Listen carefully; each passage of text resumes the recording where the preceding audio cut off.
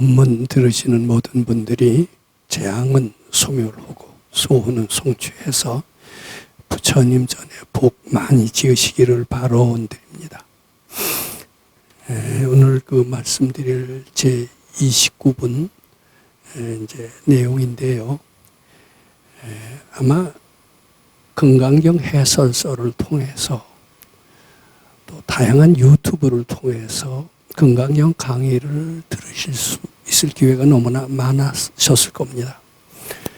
그런데 오늘 제가 이 자리에서 말씀드리는 금강경 29번은 그냥 해설서에 나오지 않는 그러한 해석, 또 유튜브에서 들을 수 없는 해석, 그러면서도 우리를 실제로 아주 실감나게 행복해지게 할 뿐만 아니라 지혜롭고 능력 있는 그러한 해석, 즉 선지시켜 하시는 해석이 무엇일까?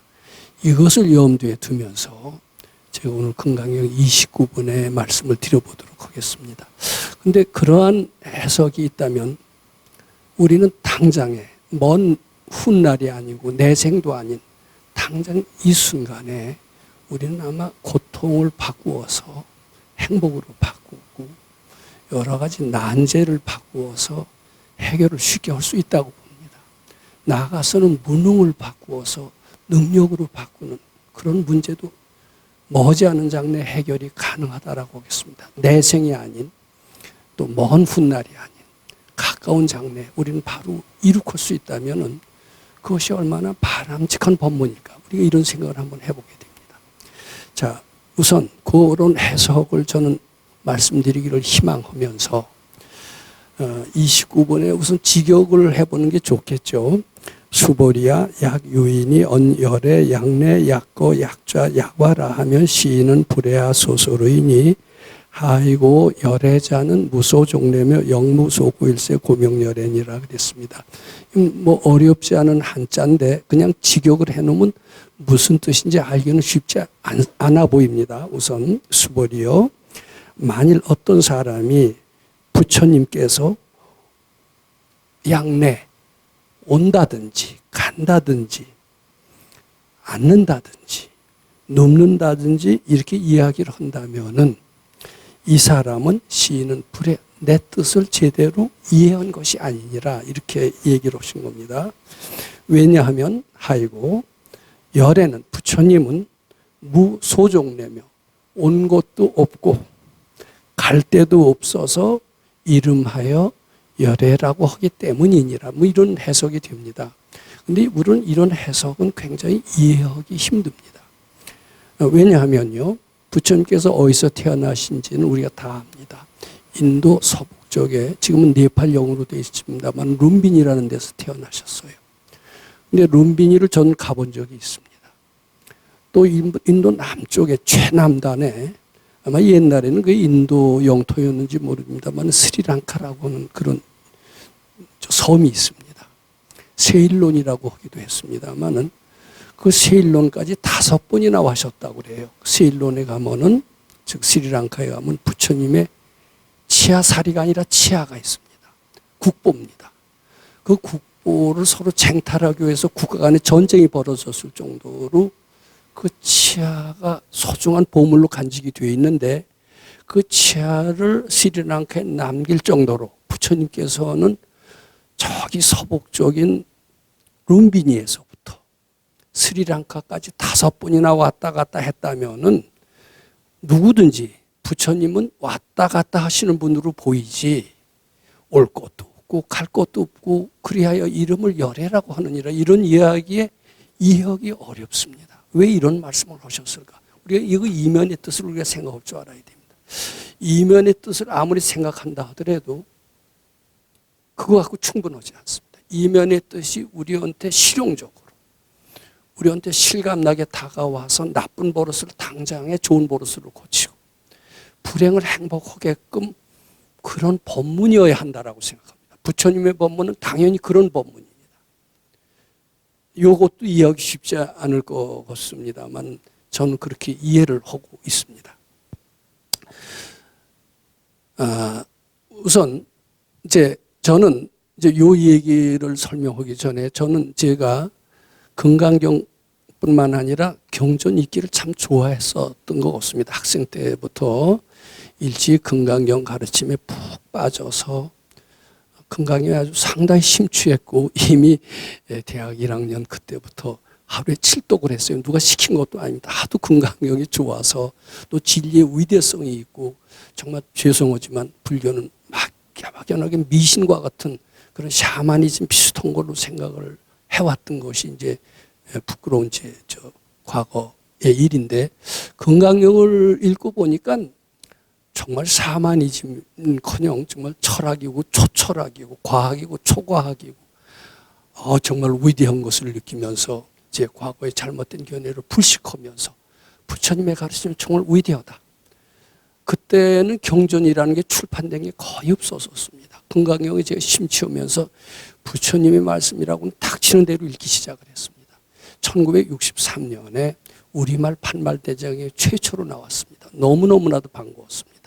참 어려운 아주 제 학생 아주 어려웠던 시절에 살 돈도 없었습니다만은 뭐 그때 가정교사도 하고 이렇게 했던 돈으로 그걸 사서 저는 저희 전공 과목은 뒷전으로 치고 읽고 또 읽고 많이 읽었습니다. 그리고 2번, 3번 읽었습니다. 한 5번은 읽은 것 같아요. 근데 5번 읽었다고 그랬더니 놀라는 사람들이 많아요.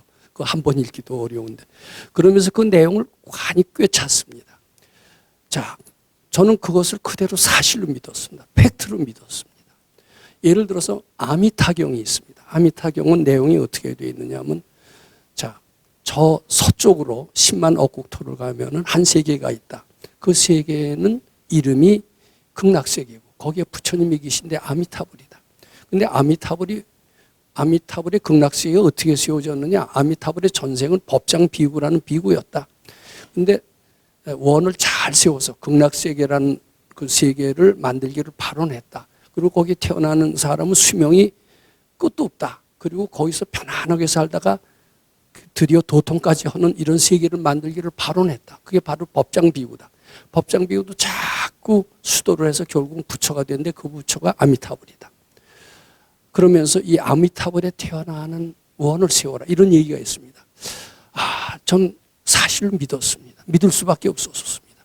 그리고 저는 아미타불의 이 삶이 고달픈 이 삶을 어서 금생에 청산하고 기독교 있는 믿는 사람과 똑같이 내생에 천국을 가길 기대하는 것처럼 저는 내생에 아미타불의 세계를 믿고 그것을 가기를 희망했던 적이 있었습니다.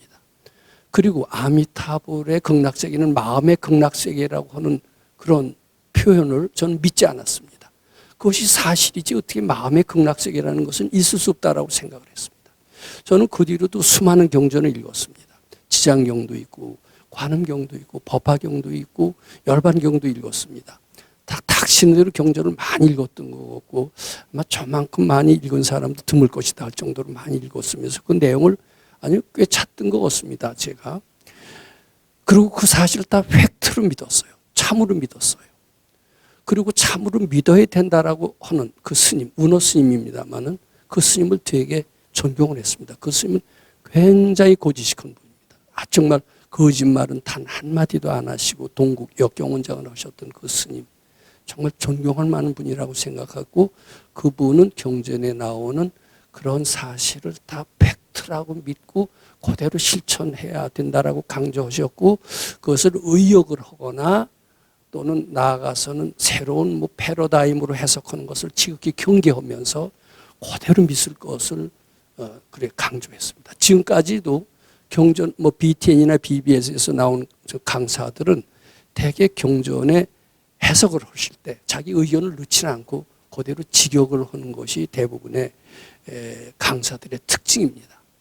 자, 제가 여기 이렇게 썼습니다. 불경을 강의하는 강사들은 부처님의 이제 그 경전을 강의하다 보면 굉장히 부처님이 위대하다라는 것을 드러납니다. 부처님이 정말 위대하다 이렇게 느끼게 합니다. 그리고 불경의 영원성, 그 불교의 진리는 영원성 있다라는 것을 느끼게 합니다. 이제 금강경 같은 경우가 그렇습니다. 그리고 보살의 신통력이 있습니다. 지장경, 관음경 같은 데 보면 지장보살을 염해라, 관세음보살을 염해라. 그러면은 모든 재앙에서 벗어나서 그리고 소원을 성취해서 영원한 내생에 극락세계 천상에 태어나리라 등등 이런 얘기가 있습니다. 저는 그것을 다 사실로 믿었습니다. 지금 강사들도 다 그런 식으로 해석을 합니다. 그런 데서 벗어나는 해석을 좀 파격적인 해석을 하는 저는 스님들이나 강사를 별로 본 적이 없었던 것 같습니다. 저는 그 강사들의 말을 그대로 믿으면서 그 말씀을 믿고 실천해주려고 저도 거짓이 노력을 해서 행복을 얻고 지혜로워지며 이런 대로 자꾸 하다 보면 깨달음도 얻는데요. 그래서 깨달음까지도 얻도록 하려고 저는 강사님들이 해석해 주시는 걸 그대로 믿고 실천하려고 했고 그대로 해서 하면 결국은 밝아지거나 밝아지지 못하더라도 내생에 천당은 가겠지, 극락세계는 가겠지 이런 생각을 했던 게 제 생각인데 저뿐만 아니라 지금 대부분의 불교 신자들이 그런 생각을 하지 않나 이렇게 생각합니다. 아마 부인하시지 않을 겁니다. 그런데 그 속에는 무엇이 들어있는가 우리가 꼭 알아야 돼요. 이런 가르침에서 벗어나는 불자가 있으면 전 한번 만나보고 싶습니다. 어째서 벗어나느냐. 근데 대개 요 가르침 속에서 불자들은 요 가르침 속에서 삽니다. 근데 요 가르침 속에는 무엇을 의미하고 있느냐. 부처님은 위대하다. 이게 반드시 강조되어 있습니다. 이거 하지 않으면 말이 안 됩니다. 강조하고 나는 어떠냐면 나는 열등하다가 이 안에 들어있습니다. 열등하니까 부처님의 말씀을 믿고 해석하고 실천해서 행복해지고 밝아진다. 이게 들어가 있습니다.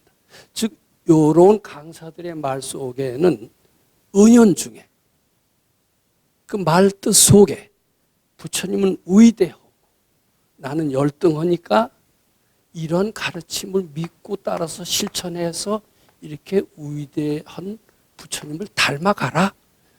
이런 내용이 틀림없이 있습니다. 즉 한마디로 간단히 얘기해서 너는 열등하다. 위대한 부처님을 향해라. 믿고 향하고 실천하면 행복해지리라. 이것이 불교를 강의하는 강사들의 거의 공통적인 특징이고 저는 이 예외를 벗어난 사람을 아직까지 단 한 번도 볼 수가 없었던 것 같습니다. 자, 그러면은 여기 선지식이라고 하는 분이 등장합니다. 그럼 선지식도 이렇게 강의를 할까? 여기에 말하는 이 강사들은 깨친 사람이 아니에요. 선지식이 아니에요. 그죠? 지식이 많고 머리가 뛰어나고 좀 더 총명하고 집중력이 강하고 이럴 수는 있어요. 근데 깨친 분이 아니라는 것을 분명히 아셔야 됩니다. 거의 선사들이나 스님들도 이 틀에서 많이 벗어나지 않는 것 같습니다. 다소는 좀 틀립니다만은. 자, 그럼 선지식은 어떠냐 하면은요, 깨친이에요. 근데 뭘 깨쳤냐 하면은요, 요걸 아셔야 됩니다. 모든 사람 마음속에는 불성이 있다. 그걸 깨친 겁니다. 이건 내가 강요할 필요가 없다라는 거예요. 그네들의 불성이 있다는 것을 일깨워주기만 하면 된다라고 하는 것이 모든 선지식의 공통적인 특징이다. 이렇게 이해하시면 틀림이 없습니다. 그러면 그 선지식이라는 분이 소위 깨친 분이 불경을 강의한다라고 칩시다. 아한부, 방등부, 반야부, 법화, 열반 모든 것을 강의한다라고 할 때 그분들은 절대로 부처님의 위대성을 강조할 리가 없습니다. 그리고 우리는 열등하니까 이 가르침을 믿고 따라라 이렇게 강조할 리가 없습니다. 우리 마음 밖에 부처가 있다라는 그런 믿음을 강조하지도 않습니다. 네 마음속에 부처가 있고 너는 본래 부처이고 단지 탐진치를 내려놓기만 하면 된다. 이렇게 가르치시는 것뿐만 아니라 내려놓을 탐진치도 본래 없는 것이다. 바로 앞길을 똑바로 가라. 이렇게까지 얘기하세요. 그렇게 해야만이 우리는 각종 고통이나 난제에서 당장 벗어날 수가 있어요. 이렇게 가야 된다라고 하면 먼 훗날에 이루어진다라는 것을 암시하고 있습니다. 그런데 지금 바로 당장 가라 이렇게 얘기하는 것이 선지식의 그 불경 강의의 특징이다. 이렇게 하신다라면은 아마 이런 얘기는 죄송합니다만 처음 듣지 않으실까. 막연하게 들었지만 그래서 그런 선지식의 설법은 우리한테 정말 당장 피가 되고 살이 되고 당처 즉시라 당장에 우리는 고통을 즐거움으로 바꿀 수가 있고 당장 절체절명의 위기를 당장 해결할 수 있다. 저는 이렇게 말씀드리고자 하는 겁니다. 자, 그러면은 그 선지식이 29분을 해석할 때 어떻게 했을까?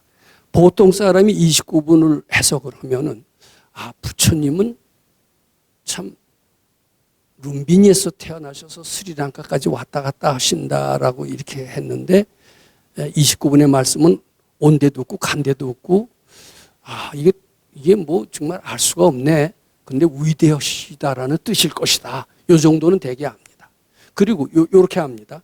요건 부처님의 말씀이니까 부처님이 당신의 위대성을 나타내는 것이다. 요렇게도 이해합니다. 나의 위대성은 겉으로 나타나는 위대성만 보지 마라. 이면의 위대성을 알아라. 이런 뜻으로 되게 해석을 합니다. 선사들도 되게 그런 식으로 해석하지 않나 이렇게 좀 생각을 합니다.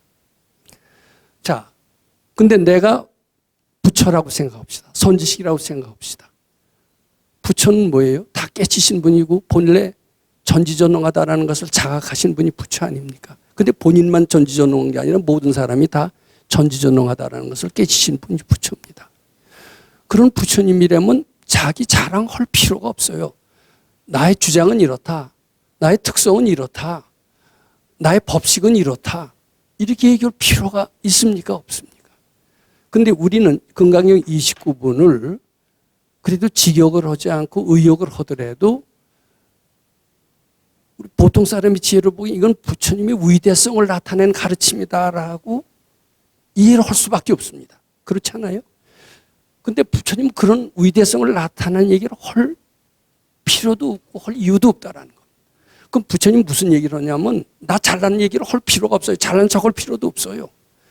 당장 이 부처가 자기가 부처인 줄 모르고 고통을 받고 있으니까 부처인 줄 모르는 그 착각적인 현상을 덜어내주기만 하면 되는 것이 부처님의 말씀의 특징입니다. 근데 그런 특징을 모르고 우리는 부처님이 49년 해주신 설법을 부처님의 위대성을 드러내는 설법이다. 또 보살의 신통력을 드러내는 설법이다. 또 진리의 영원성을 드러내는 설법이다. 그러니까 그런 부처님의 위대성을 믿고 영원한 진리를 실천하고 그리고 행복을 얻고 깨달음을 얻어라. 이렇게 생각하면서 스스로를 열등하게 생각을 합니다. 근데 이게 굉장히 틀립니다. 그 부처님의 지식 자랑이 아니에요. 그렇게 해석하는 강사들은 죄송합니다만은 부처님의 참뜻을 전혀 모르는 분이라는 겁니다. 부처님의 참뜻을 아는 분은 이게 불경의 위대성을 나타내는 게 아닙니다. 중생을 밝게 해주는 거예요. 그것이 바로 수기설법입니다. 수기설법은 그 사람의 정도에 맞게끔 해석을 하는 건데 쉽게 해석한다라고 해석을 해요. 근데 쉽게 해석하는 게 수기설법이 아닙니다. 부처로 알고 부처를 방해하는 그 요소를 내려놓게 해서 당장 밝아지게 하는 게 수기설법의 특징이다. 이렇게 하셔야 됩니다. 자, 우선 제가 유인물을 한번 좀 읽으신다면 제가 말씀드리는 이 뜻을 좀 더 이해하는 데 도움이 되시지 않을까 그렇게 생각합니다. 근데 유인물에 좀 틀린 게 있어요. 그러니까 펜을 가지시고 항상 이 일요법회 나올 때는 내가 유인물을 나눠드리기도 합니다만은 고칠 게 있고 또 기억할 게 있으니까 항상 펜도 가져오시고 노트도 가져오셔서 적어 두시는 게 아마 좋을 것 같습니다. 아무리 천재적인 기억력을 가지셨다 하더라도 또 나중에 다시 듣는다 하더라도 쉽지가 않으니까요. 요거 다시 한번 읽어보겠습니다. 부처님의 모든 설법은 중생들을 밝게 하기 위한 설법이다. 이렇게 말씀을 했고 이걸 수기설법이라고 합니다. 이걸 꼭 아셔야 됩니다. 부처님이 당신의 위대성을 드러나게 하는 설법이 아니에요. 본인은 나타내지 않는 것이 부처님의 설법의 특징입니다. 오로지 중생을 고통에서 벗어나게 하고 지혜롭게 해주는 것이 부처님의 설법의 특징이고, 정도에 따라서 모양만 바꿀 뿐이지 절대로 본인을 드러내지 않습니다. 드러내서는 부처가 아닙니다. 수기설법을 해야만이 부처입니다. 수기설법을 안 하고 자기 잘난 척하고 자기 주장을 내세우고 자기 주장을 설득하려는 사람은 부처의 자격이 없습니다. 강사의 자격이 없습니다. 중생을 밝게 해주는데 도움이 되지 않는 어떤 것도 다 그런 말씀을 하지 않아야 이것이 밝은이의 설법이다. 이렇게 하셔야 됩니다. 그래서 부처님의 설법은 당신의 경지를 드러내는 설법이 아닙니다. 당신의 경지를 드러내는 하등의 필요를 느끼지 아니합니다. 나는 밝은 빛이다라는 말씀 이외에는 실로 부처님께서는 아무 하실 말씀이 없으신 것입니다. 부처님의 설법은 오직 고난을 호소하는 중생들을 밝게 그리고 행복하게 해주시는 설법입니다. 여기 이해하셔야 그 다음으로 넘어갑니다. 예, 되실 거로 합니다. 따라서 부처님께서 열의 양내 약거 약좌 시인은 불의하 소설이니 하이고 열애자는 무소종내며 영무소고라는 말씀은 언뜻 듣기에는 당신의 위대한 경지를 나타내는 설명을 하시는 것 같이 보여도 실은 당신의 경지를 드러내기 위한 것이 아닌 것입니다. 당신의 위대한 경지를 드러낸 것이다 이렇게 얘기하는 강사가 있다면 그이는 아직 깨치지 못합니다. 그저 아주 눈먼 장님한테 약간 힌트만 주는 정도다. 이렇게 이해하시면 됩니다. 그러면 부처님께서는 중생들을 밝게 해주시기 위해서 어떻게 설법을 하실까? 이제 중생들을 밝게 해주시기 위해서 이제 설법을 하시는데 요 양내 약거 약좌를 하셨잖아요. 그것의 참뜻은 무엇인가? 이렇게 이해하시면 됩니다. 이제 그 직역을 합니다. 그대들은 자신이 어디를 갔다고 그리고 왔다고 또는 앉는다 눕는다라고 이야기한다. 그러나 이렇게 생각하는 것은 그대들의 마음속에 가짜 내가 말하는 것이다. 우리 마음속에는요 두 개의 나가 있는가 봅니다. 우린 두 개의 나를 볼 줄 모릅니다. 하나는 참 나가 있나 봐요. 부처님과 같이 전지전능한 나가 있고요.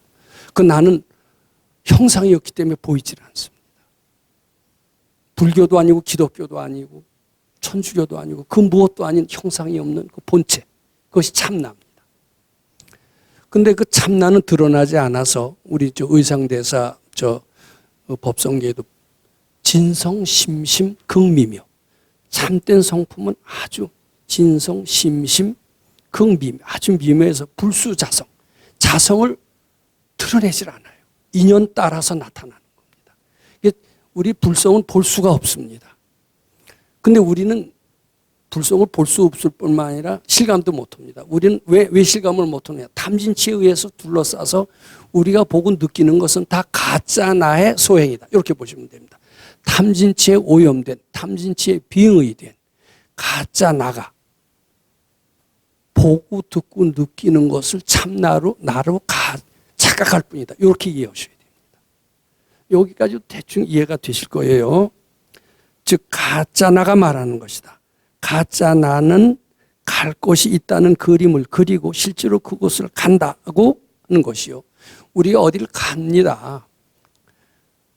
간다, 갈 곳이 있다라고 생각하고, 그러니까 부처님께서는 설법으로 해서 중생을 구제하기 위해서 비록 룸비니에서 태어나셨지만 스리랑카에 갈 일이 있다라고 생각하시고 간다라고 그렇게 우리는 생각을 해요.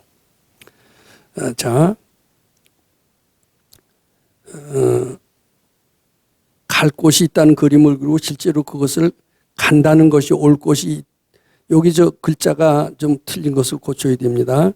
가짜 나는 고치세요. 갈 곳이 있다는 그림을 그리고 실제로 그곳을 가는 것이요라고 해야 됩니다. 근데 여기 어떻게 되냐면 그곳을 간다고 생각하는 것이요가 아니라 가는 것이요로 고치시면 됩니다. 올 곳이 없다고 썼습니다만 없다가 아니라 있답니다. 죄송합니다.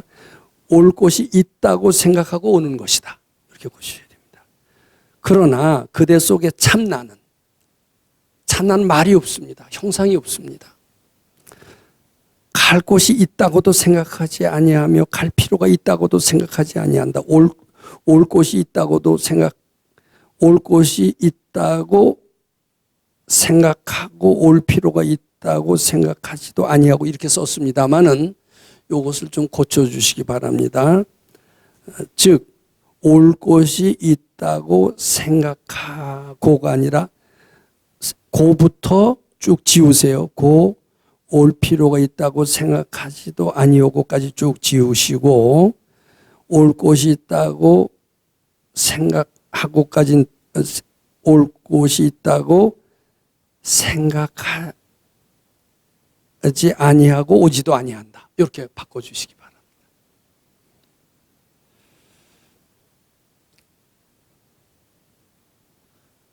왜냐하면 그 뒤에 간다는 것, 온다는 것은 오직 중생이 오랫동안 연습해온 탐진치의 장난이기 때문에 그 참나 때문이다. 참나는 탐진치가 없고 갈 필요를 느끼지도 아니하고 따라서 가지도 아니하는 것이며 올 일도 올 필요도 없고 실제로도 오지도 아니하는 것이다. 따라서 이 말씀의 참뜻은 다음과 같다. 이렇게 얘기를 했습니다. 자, 이렇게 하는 것까지도 아직은 정확한 선지식의 설법의 일부이긴 합니다. 선지식은 이렇게까지도 얘기를 합니다. 근데 선지식의 설법은 다가 아닙니다. 선지식은 당장 이렇게 얘기를 하세요. 자, 열의 양내 약과 약자 야과를 이제 보통 사람들은 부처님의 위대성이라고 해석을 합니다. 근데 상당히 지혜로운 사람은 그걸 어떻게 해석을 하느냐면 사실 온다 간다라는 것은 다 착각적 현상이다. 알고 보면 갈 때도 없고 올 때도 없는 것이다. 이게 이제 누구의 해석이냐면 상당히 지혜로운 사람의 해석입니다. 그러면 발근이 해석은 어떠냐? 선지식의 해석은 어떠냐면 그런 해석은 나한테 아무런 도움이 안 됩니다. 해석을 하면 강산으로 토는 데나 써먹지 나의 불행을 행복으로 바꾸고 괴로움을 행복으로 무능을 능력으로 바꾸고 이런 데는 아무런 도움이 안 되잖아요. 그럴듯하게 해석만 하면 뭘 합니까? 법문하는데 나같이 법문하는 사람은 뭐 써먹을 수가 있겠지만 법문 안 하는 사람은 써먹지도 못해요. 그럼 써먹지 못하는 일을 선지식은 그런 해석 안 합니다. 어떻게 해석을 하느냐? 이런 해석을 하신다면 이상하다고 할 거예요. 금강의 29분이 이런 해석이 가능하냐 하실 거예요. 그게 어떻게 해석을 하냐면 나는 무식업으로 살생한 적이 없노라. 이게 29분의 해석이라고 그러면 믿겠습니까? 안 믿겠습니까? 자, 나는 무식업으로 도둑질한 일이 없노라. 나는 무식업으로 사음한 일이 없노라. 나는 무식업으로 죄 지은 일이 없노라. 이렇게 해석을 하고 그렇게 시킵니다. 야, 금강경 29분 해석해 주십시오. 그래? 그 해석 내가 해줄게. 따라서 해. 그리고 뭐라고 얘기하시냐면 나는 무식업으로 살생한 일이 없노라. 이렇게 따라서 하라고 합니다. 또 나는 무식업으로 도둑질한 일이 없노라. 이렇게 따라서 하라고 할 겁니다. 근데 한 번 따라서 하면 이제 한 번 따라서 시키신 뒤에 내가 이제 선지식에 흉내를 냅니다. 시원하냐? 그러면 하나도 시원하지 않습니다. 그래, 그럼 두 번. 또 시킵니다. 10번 하면 좀 다른데요. 이렇게 됩니다. 근데 왜 시원합니까? 또 이렇게 물어볼 수가 있죠. 이제 그때서 선지식은 해석을 해줍니다. 우리가 살생을 한다고 치자. 살생하기 전에 뭐가 먼저 일어나요? 미운 생각이 일어나죠. 아, 요건 죽여버려야 되겠다. 죽이려면 어떻게 됩니까? 그리 갑니까? 안 갑니까? 가서 죽이죠? 가만히 앉아서 죽여요? 가죠. 이제 죽이고 또 돌아옵니다. 근데 갈 때도 없고 올 때도 없다라는 것은 무슨 뜻이냐? 왜 그런 말씀을 하셨느냐? 그 열애라는 것은 무엇이냐? 그 부처님이 아니라 네 속에 있는 참나는 갈 때도 없고 올 때도 없다라는 것은 나쁜 일을 한 적이 없다라는 뜻이다. 근데 한 적이 없다는 뜻이다. 이렇게 해석해 놓으면 아무 도움이 안 됩니다. 선지식은 없다는 뜻이다로 끝나지 않습니다. 나는 무식업으로 살생하는 일이 없노라를 따라서 해라. 스스로 해라. 이렇게 시킵니다. 어떤 것이 당장 효과가 나는 법문입니까? 중간에 긴 설명은 지식교육이에요. 그리고 실제적으로 아무런 도움이 안 됩니다. 절망에 빠진 사람을 구제해내는데 아무런 도움이 안 됩니다. 내일 사형을 당하는 사람입니다. 사형 당하는 사람한테 너 죽어서 천당 간다. 예수 믿으면 천당 간다. 불교 믿으면 극락세계 간다. 이런 얘기가 얼마나 그 고통을 해소해 주는데 도움이 되겠습니까? 안 돼요. 그럼 어떻게 해야 되느냐? 나는 무식업으로 살생한 일이 없노라를 자꾸 복창시키는 게 당장 도움이 됩니다. 한두 번 해서 실감이 안 나지만. 근데 그러면 지금 당장 이런 느낌이 들잖아요. 나는 무식업으로 살생한 일이 없노라. 무식업으로 도둑질한 일이 없노라. 무식업으로 사음을 한 일이 없노라. 무식업으로 죄진 일이 없노라 하는 것과 이것이 무슨 상관관계가 있느냐? 이 법문과 무슨 상관관계? 제가 조금 전에 말씀드렸습니다. 살생, 투도, 사음, 죄를 질 때는 혼자 앉아서 죄 안 못 짓죠. 가야죠. 가고 죄 짓고 또 거기 있으면 들켜요. 그러니까 와야 돼요. 그리고 입 싹 씻고 죄 안 진 척 해야 됩니다. 복수하고. 근데 그런 해석은 아무 도움이 안 된다는 겁니다. 근데 부처님은 간 데도 없고 온 데도 없다는 것은 나쁜 짓을 한 일이 없다. 이런 뜻으로 알아야 된다.